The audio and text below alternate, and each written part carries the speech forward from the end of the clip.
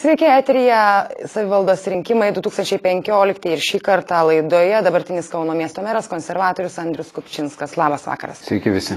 Girdėjom ne vieną pasakymą, jog Kaunas tapo vos neduobe, tačiau vėliau mes miesto gatvėse pamatėme iš tikrųjų daug triūsiančių kelininkų. Šiandien iš tikrųjų jūsų akimis kokia yra situacija su Kauno gatvėmis?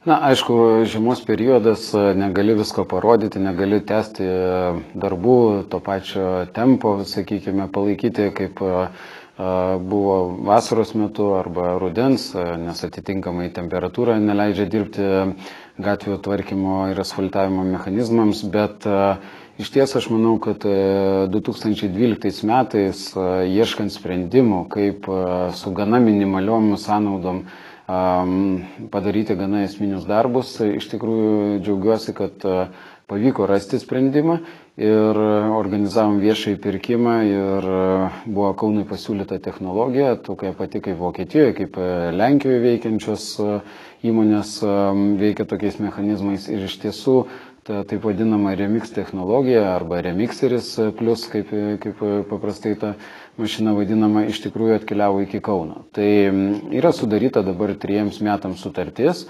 Pirmiausia, 2013 metais išsibandėme Šigalio gatvėje. Pamatėme, kad iš tikrųjų ta technologija tikrai atitinka mūsų lūkesčius. Garantija yra pakankama, nors yra tik tai 5 metai.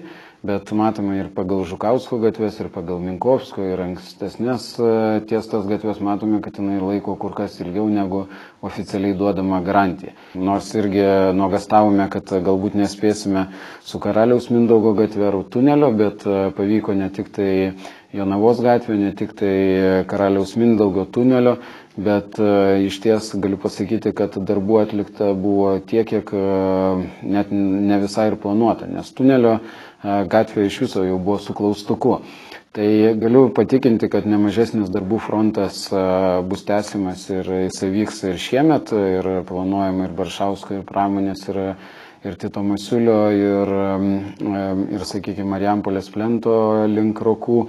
Įvažos į kiemus iš tikrųjų labai yra opi problema ir dauguma gyventojų iš tiesų mano, kad kiemus arba įvažas į kiemus turėtų renovuoti, rekonstruoti miesto valdžia biudžeto pinigais. Kaip iš tikrųjų yra? Mes prieš 5 metus buvome priėmę sprendimą, kad jeigu gyventojai prisideda 30%, miesto savivaldybė kažkur suranda 70% lėšų ir, kaip sakyt, prisideda prie tų darbų. Reikia labai aiškiai pasakyti, aišku, populistiškai šnekėti, kad miesto savivaldybė turi sutvarkyti visus kiemus, aišku, galima.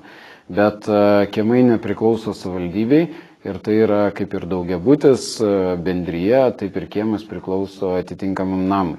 Todėl, kaip ir sakoma, privačiuose namų valdose nieks taigi netvarko, nekloja nei trinkelių, nei asfalto, viską daro savininkai. Tai kiekvienas daugiabutis irgi yra savininkų. Ačiū už pokalbį. Studijoje buvo dabartinis Kauno miesto meras Andrius Kupčinskas.